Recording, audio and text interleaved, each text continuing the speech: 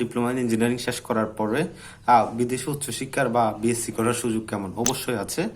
বিদেশে বিএসসি বা উচ্চশিক্ষার জন্য সুযোগ রয়েছে। প্রথমে আপনাদেরকে ডিপ্লোমা শেষ করার পর আইএলটিএস করতে হবে। আইএলটিএস করার পর তারপরে সার্টিফিকেট গুলাকে ইংরেজিতে ট্রান্সলেট করতে হবে। ট্রান্সলেট করার পরে আপনি এম্বাসির মাধ্যমে বিভিন্ন দেশে যাওয়া যায়। যেমন ধরেন জার্মান আছে, অস্ট্রেলিয়া আছে, তারপর জাপান আছে, ইউকে আছে, আপনার কানাডা আছে, ইউএস আছে।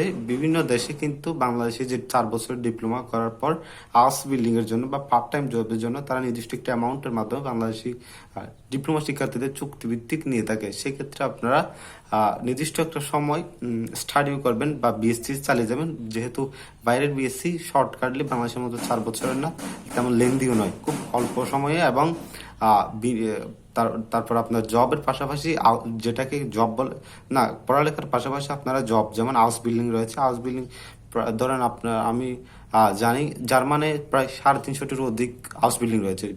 হাউস বিল্ডিং মানে হচ্ছে বিএসসি বা ডিপ্লোমাধারীদের একটি সুযোগ। সেক্ষেত্রে আপনারা এই সুযোগটি কাজে লাগাতে পারেন। ডিপ্লোমা শেষ করার পর বাইরের উচ্চশিক্ষার এই সুযোগটি সবার জন্য আশা করি কাজে লাগবে। ধন্যবাদ সকলকে। আল্লাহ হাফিজ।